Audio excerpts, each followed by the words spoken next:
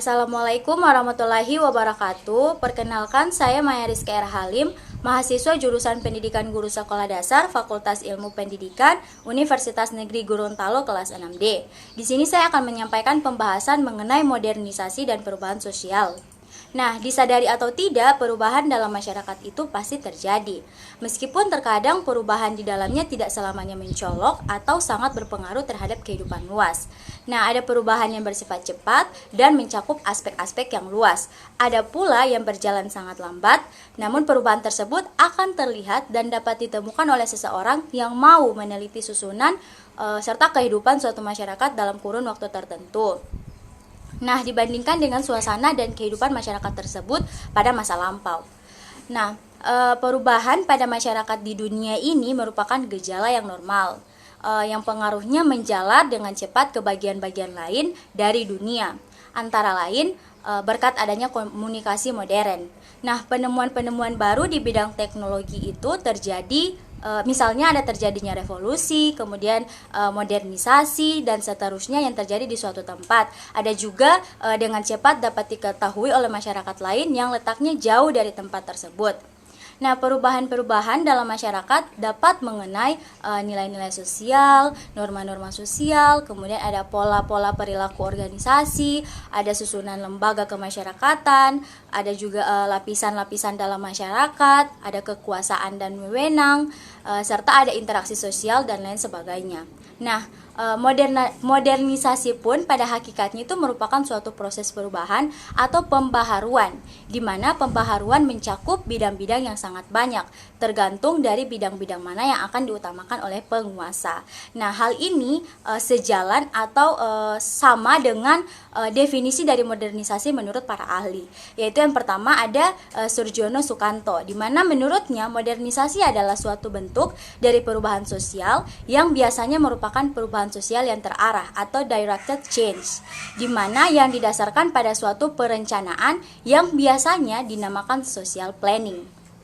Nah, yang kedua itu adalah menurut Louis Irving Horwitz, di mana modernisasi yang non-ideologis itu pada dasarnya merupakan suatu istilah teknologi, bukan suatu istilah penilaian.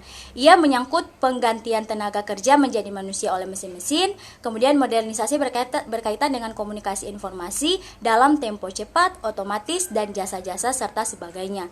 Nah, menurut Harold Rosenberg, modernisasi merupakan sebuah tradisi baru, di mana modernisasi mengacu pada urbanisasi atau sampai sejauh mana dan bagaimana pengikisan sifat-sifat pedesaan tersebut. Menurut Jewel Scroll, modernisasi merupakan penerapan pengetahuan ilmiah pada semua kegiatan, yaitu bidang kehidupan dan aspek kemasyarakatan. Nah, selain dari pengertian dari modernisasi menurut para ahli tadi, juga ada dua teori besar yang memengaruhi modernisasi, yaitu yang pertama teori evolusi dan teori fungsional.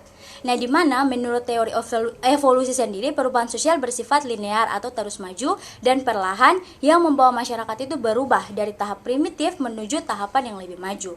Nah, jika modernisasi ini didasarkan atas teori fungsional, maka modernisasi mengandung asumsi bahwa proses sistematik, transformasi, dan terus-menerus, di mana sebagai proses sistematik, modernisasi merupakan proses melibatkan seluruh aspek kehidupan bernegara, termasuk industrialisasi, kemudian diferensiasi, sekularisasi, dan sebagainya. Nah, untuk syarat-syarat modernisasi itu sendiri ada banyak. Di sini saya akan menjelaskan yang pertama, cara berpikir yang ilmiah atau scientific thinking, di mana yang melembaga dalam kelas penguasa maupun masyarakat. Yang kedua ada sistem administrasi negara yang baik, yang benar-benar mewujudkan birokrasi. Yang berikut adanya sistem pengumpulan data yang baik dan teratur, terpusat pada suatu lembaga atau badan tertentu. Kemudian ada penciptaan iklim yang favorable dari masyarakat terhadap modernisasi dengan cara penggunaan alat-alat komunikasi masa kini. Hal ini harus dilakukan tahap demi tahap karena banyak sangkut pautnya dengan sistem kepercayaan masyarakat atau belief system. Kemudian ada tingkat organisasi yang tinggi. Di satu pihak berarti disiplin, sedangkan di pihak lain itu berarti pengurangan kemerdekaan. Kemudian ada sentralisasi wewenang dalam pelaksanaan perencanaan sosial atau social planning. Apabila itu tidak dilakukan, perencanaan itu akan terpengaruh oleh kekuatan-kekuatan dari kepentingan-kepentingan yang mengubah perencanaan tersebut demi kepentingan atau golongan bisa jadi kepentingan untuk suatu golongan kecil dalam masyarakat. Nah, kemudian ada ciri-ciri dari modernisasi. Yang pertama adalah KOMTE, yaitu menunjukkan beberapa ciri tatanan baru modernisasi. Yang pertama, penerapan ilmu pengetahuan dan teknologi dalam proses produksi. Yang kedua, ada berkembangnya ketimpangan dan ketidakadilan sosial. Yang ketiga, serta sistem ekonomi berlandaskan usaha yang bebas dan kompetitif yang terbuka. Nah, jadi itu untuk modernisasi. Poin selanjutnya yaitu perubahan sosial, di mana definisi perubahan sosial dikemukakan oleh beberapa ahli. Yang pertama ada menurut Selo Sumarjan. Nah, perubahan sosial menurut Selo Sumarjan adalah perubahan pada lembaga-lembaga kemasyarakatan dalam suatu masyarakat yang memengaruhi sistem sosialnya, kemudian termasuk di dalamnya ada nilai, sikap, dan pola perilaku di antara kelompok-kelompok dalam masyarakat itu sendiri. Nah, menurut para ahli yang kedua yaitu Rouchek dan Warren, di mana mereka mengemukakan bahwa perubahan sosial adalah perubahan dalam proses sosial atau dalam struktur masyarakat. Nah, yang ketiga yaitu menurut Mark Flair, di mana menurutnya perubahan sosial itu dikatakannya sebagai perubahan-perubahan dalam hubungan sosial atau social relationship, atau sebagai perubahan terhadap keseimbangan atau equilibrium hubungan sosial. Nah, untuk para ahli yang berikutnya itu ada menurut Robert H. Laurer, di mana ia mendefinisikan perubahan sosial itu sebagai perubahan fenomena sosial di berbagai tingkat kehidupan manusia, mulai dari tingkat individual hingga ke tingkat dunia. Nah, teori-teori perubahan sosial itu sendiri ada banyak, yaitu ada beberapa di sini akan saya jelaskan. Yang pertama yaitu ada teori konflik atau konflik teori, di mana menurut teori ini konflik berasal dari pertentangan kelas antara kelompok tertindas dan kelompok penguasa sehingga akan mengarah pada perubahan sosial. Nah, teori ini berpedoman pada pemikiran Karl Marx, di mana ia menyebutkan bahwa konflik kelas sosial merupakan sumber yang paling penting dan berpengaruh dalam perubahan sosial itu sendiri.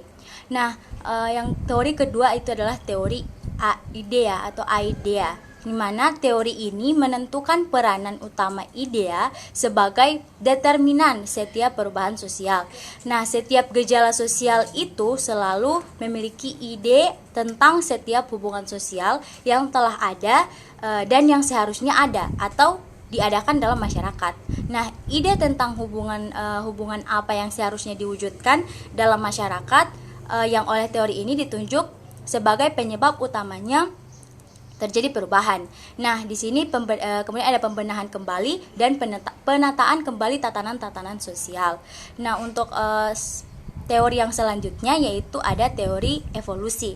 Nah, menurut teori evolusi itu sendiri, perubahan sosial pada dasarnya merupakan gerakan searah, linear progresif, dan perlahan-lahan atau evolutif yang membawa masyarakat itu berubah dari tahapan primitif ke tahapan yang lebih maju tentunya, dan membuat berbagai masyarakat memiliki bentuk dan struktur serupa.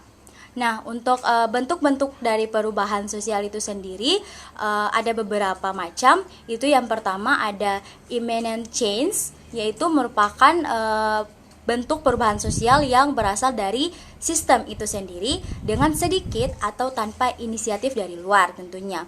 Yang kedua ada selective contact change, yaitu outsider secara tidak sadar dan spontan akan membawa ide-ide baru kepada anggota-anggota daripada suatu sistem sosial. Nah, untuk yang selanjutnya yaitu ada directed contact change, yaitu apabila ide-ide baru itu atau cara-cara baru tersebut dibawa dengan sengaja oleh outsider. Nah, itulah untuk penjelasan mengenai modernisasi dan perubahan sosial. Nah, dari penjelasan tadi, jika dilihat dari proses-proses perubahan yang sudah saya jelaskan tadi sebelumnya, ada tahap-tahap yang harus dilewati atau tahap-tahap tertentu. Dalam hal ini ada 3 tahap. yaitu yang pertama, invention atau merupakan proses perubahan dalam masa suatu ide baru yang diciptakan dan dikembangkan di dalam masyarakat itu sendiri. Yang kedua ada diffusion. Nah, diffusion itu sendiri merupakan suatu proses dalam atau di mana ide-ide baru tersebut akan disampaikan melalui suatu sistem-sistem hubungan sosial tertentu. Nah, untuk poin yang selanjutnya yaitu ada konsekuensi, di mana atau konsekuensi yang merupakan proses perubahan yang terjadi dalam sistem masyarakat tersebut sebagai hasil dari adopsi atau penerimaan maupun rejection atau penolakan terhadap ide-ide baru itu sendiri. Nah, kemudian ada faktor-faktor yang memengaruhi proses perubahan sosial. Nah, di sini yang pertama ada faktor pendorong dan juga ada faktor penghambat. Di sini saya akan menjelaskan yang pertama yaitu faktor pendorong. Nah, untuk faktor pendorong yang pertama ada kontak dengan kebudayaan lain sehingga adanya terjadi perubahan sosial itu sendiri. Yang kedua, adanya sistem pendidikan yang formal serta maju. Yang ketiga, toleransi terhadap perbuatan-perbuatan yang menyimpang atau deviation yang bukan merupakan delik. Yang berikutnya itu sistem terbuka lapisan masyarakat atau open stratification. Kemudian penduduk yang heterogen dan juga ada ketidakpuasan masyarakat terhadap berbagai bidang kehidupan. Kemudian ada orientasi ke masa depan. Kemudian pandangan bahwa manusia harus senantiasa berikhtiar untuk memperbaiki hidupnya. Nah, itu untuk faktor pendorong yang sudah saya jelaskan. Nah, sekarang saya akan menjelaskan mengenai faktor penghambat dari perubahan sosial. Yang pertama adalah kurang berhubungan dengan masyarakat lain. Jadi, kita terkunci atau hanya sibuk dengan masyarakat kita sendiri. Yang kedua, perkembangan ilmu pengetahuan yang terlambat atau yang lambat. Kemudian sikap masyarakat yang sangat tradisional, jadi tidak mau terkontaminasi dengan yang dari luar. Kemudian adanya kepentingan yang telah tertanam kuat dalam suatu organisasi sosial. Berikut adanya rasa takut atau terjadinya kegoncangan pada transisi kebudayaan. Kemudian ada sikap tertutup terhadap hal-hal yang baru. Kemudian ada asal hambatan yang bersifat ideologis. Dan yang berikut adat atau kebiasaan. Nah, itu adalah penjelasan saya mengenai modernisasi dan perubahan sosial. Nah, berdasarkan penjelasan saya di atas dapat disimpulkan bahwa modernisasi dan perubahan sosial merupakan dua hal yang berkaitan tentunya. Di mana modernisasi pada hakikatnya mencakup bidang-bidang yang sangat banyak. Di bidang yang mana saja akan diutamakan oleh suatu masyarakat akan tergantung dari kebijakan penguasa yang memimpin masyarakat tersebut. Nah, modernisasi hampir pasti pada awalnya akan mengalami disorganisasi, di mana apalagi yang menyangkut nilai-nilai dan norma-norma dalam masyarakat itu sendiri. Serta di mana masyarakat yang bersangkutan itu belum siap untuk berubah karena perubahannya itu begitu cepat serta tidak mengenal istirahat. Nah, tentunya hal ini akan membuat atau akan mengakibatkan disorganisasi yang terus-menerus karena masyarakat tidak pernah sempat mengadakan reorganisasi di dalam masyarakat itu sendiri. Cukup sekian penjelasan dari saya mengenai modernisasi dan perubahan sosial. Jika ada kesalahan dan kekurangan saya mohon maaf. Wabillahi taufiq wal hidayah. Wassalamualaikum warahmatullahi wabarakatuh.